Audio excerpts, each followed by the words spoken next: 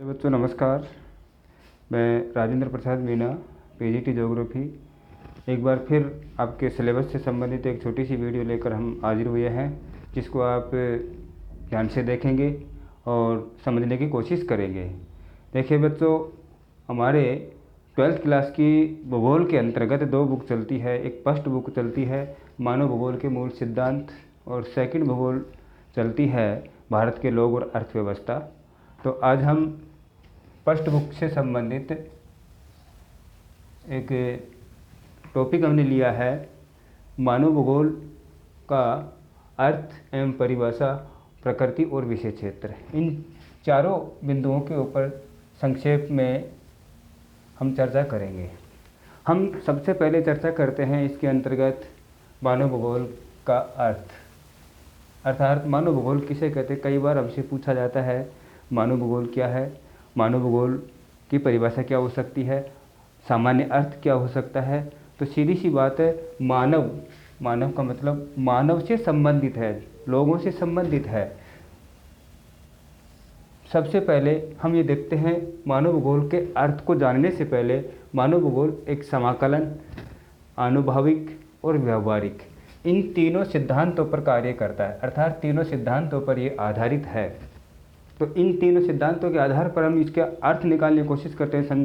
निष्कर्ष के रूप में पहुंचते हैं, मानव भूगोल पृथ्वी के बीच, मानव और पृथ्वी के बीच अंतर संबंधों का अध्ययन करने वाला विषय। अर्थात हम मानव भूगोल के अंतर्गत ये कह सकते हैं, मानव भूगोल एक ऐसा विषय क्षेत्र है जो मानव और पृथ्वी के बीच बनने वाले अंतर संबंधों का अध्ययन करने वाला एक विषय होता है, जिसे हम मानव भूगोल कहते हैं।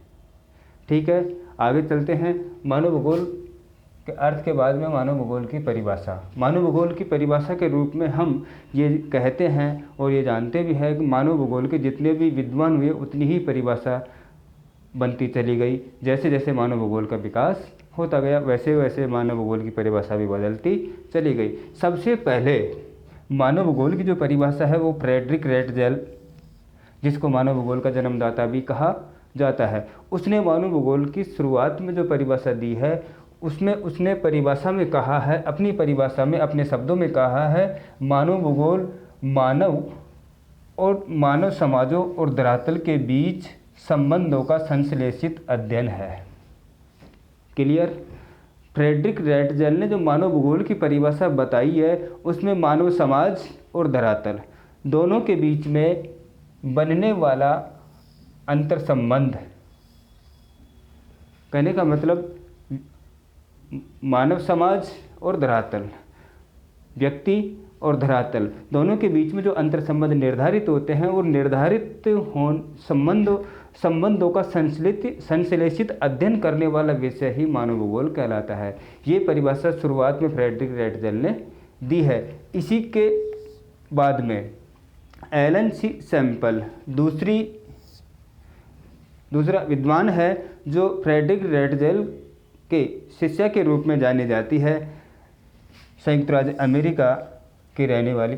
मानव भूगोल अस्थिर पृथ्वी और क्रियाशील मानव के बीच परिवर्तनशील संबंधों का अध्ययन करता है।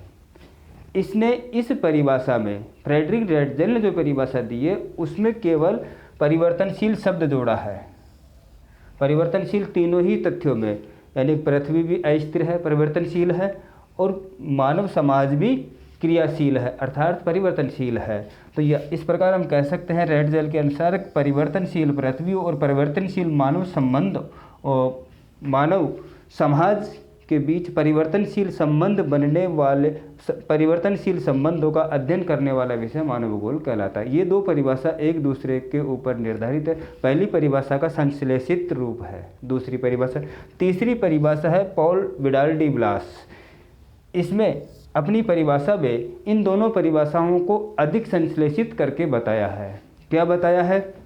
हमारी पृथ्वी को नियंत्रित करने वाले भौतिक नियमों तथा इस पर रहने वाले जीवों के मध्य, यानी पृथ्वी और पृथ्वी पर रहने वाले समस्त प्रकार के जीव जंतुओं के बीच संबंधों के अधिक संश्लेषित ज्ञान से उत्पन्न एक संकल्पना है। अर्थात हमारी पृथ्वी पर रहने वाले जीव जंतु और पृथ्वी की शक्तियाँ, इनके बीच में अधिक जो संश्लेषित ज्ञान की एक संकल्पना उत्पन्न होती है, उस संकल्पना को ही हम मानव भूगोल के नाम से जानते हैं। इस प्रकार हम कह सकते हैं कि मानव भूगोल इन तीनों परिभाषाओं के आधार पर मानव और पृथ्वी के बीच अंतर संबंधों का अध्ययन करने वाला एक विषय माना जाता है। इस प्रकार मानव भूगोल की परिभाषा और मानव भूगोल का अर्थ क्लियर हो गया। इसके बाद में हम चलते हैं मानव भूगोल की प्रकृति। मानव भूगोल की प्रकृति एक जैसी नहीं है।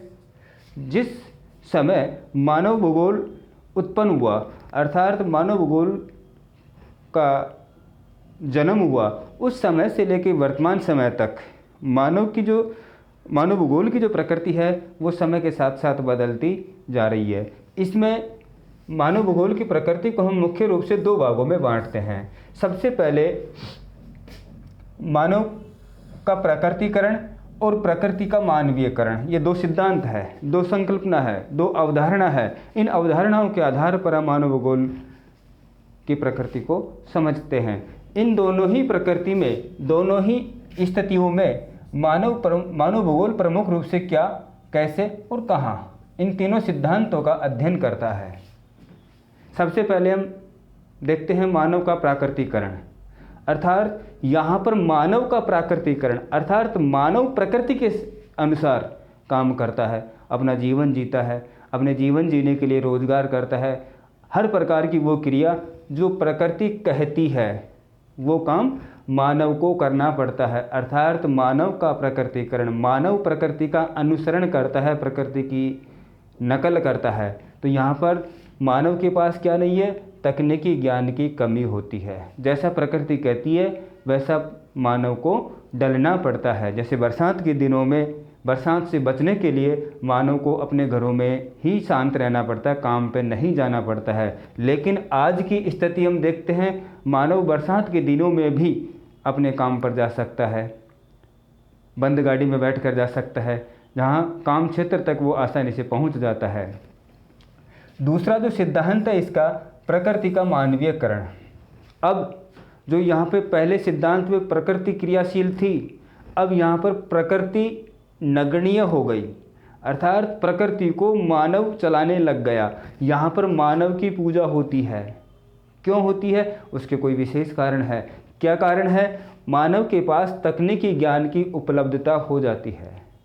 कहने का मतलब मानव का जैसे जैसे विकास होता गया, मानव ने इन तीनों सिद्धांतों को खोजना चालू कर दिया। ऐसा अगर होता है तो क्या है ये, कैसे होता है और कहाँ पर होता है, इन तीनों सिद्धांतों की मानव ने पहचान की, अपने ज्ञान के आधार पर खोज की।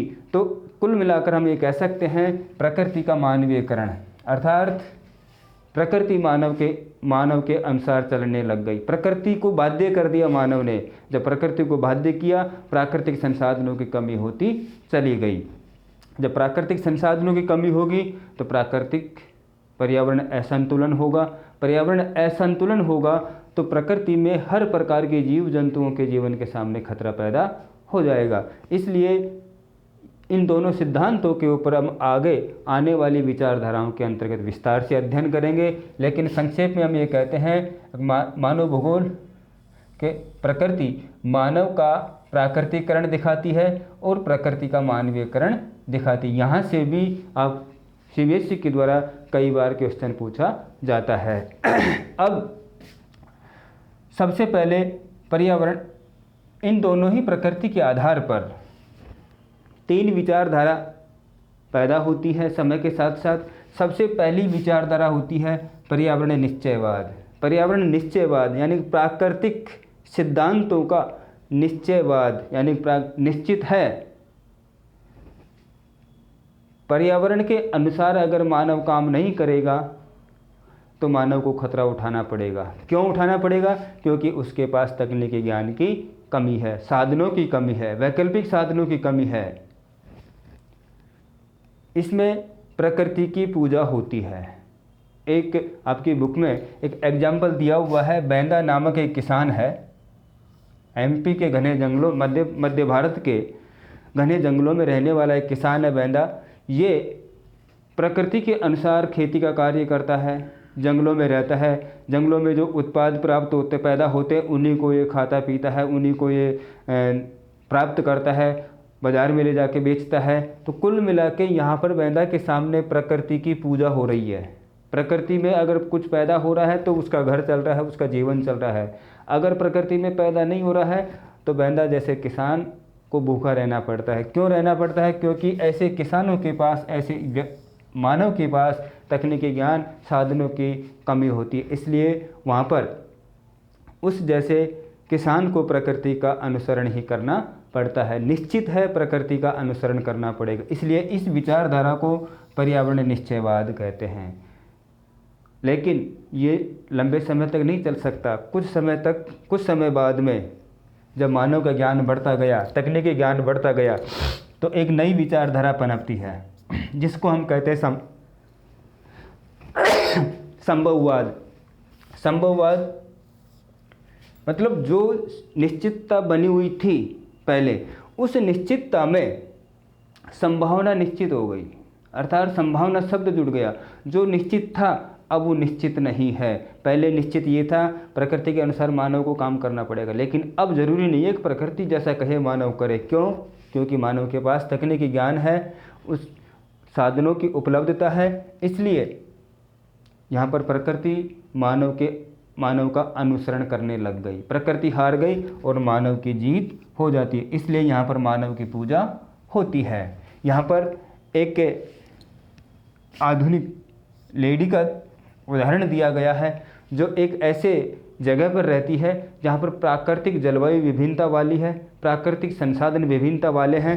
तो ऐसे में ये अपना जीवन कैसे जीती है, तो उसका एग्जाम्पल देकर हमको ये बताया गया है प्रकृति धीरे धीरे क्षीण होती चली जा रही है, कमज़ोर होती चली जा रही है मानव के सिद्धांतों के सामने, मानव के तकनीकी ज्ञान के सामने। यहाँ पर प्रकृति का नुकसान होता चला जा रहा है। जब लगातार प्रकृति का नुकसान होगा तो हर प्रकार के जीव जंतुओं के सामने समस्या पैदा होगी। तो लास्ट में एक नई विचारधारा पैदा होती है जिसका नवनिश्चयवाद, या इसको हम रुको और जाओ भी कहते हैं। जब धीरे धीरे प्रकृति का नुकसान होता जा रहा था, हर जीव जंतु के सामने परेशानी आती जा रही थी, तो ऐसे में यहाँ पर एक नई विचारधारा पनपती है जिसके प्रतिपादक ग्रिफिथ टेलर ने बताया प्रकृति के साधनों का उतना ही उपयोग करना चाहिए जितना कि हमारी आवश्यकता है। अगर आवश्यकता से ज़्यादा हम साधनों का उपयोग करेंगे तो वहाँ पर प्राकृतिक संसाधनों का हनन होगा, हास्य होगा और उनकी उपलब्धता आगे आने वाली पीढ़ियों को नहीं मिल पाएगी। इसलिए हमारी आवश्यकता की भी पूर्ति हो जाए और संसाधनों का भी नुकसान न हो, इस सिद्धांत पर काम करना चाहिए मानव को। तो ऐसी विचारधारा का अध्ययन करने वाला जो विषय होता है उसको हम मानव भूगोल के नाम से जानते हैं। अर्थात इन तीनों अवधारणाओं के आधार पर हम मानव भूगोल की प्रकृति को समझते हैं। धन्यवाद। वीडियो को ध्यान से देखें। Thank you.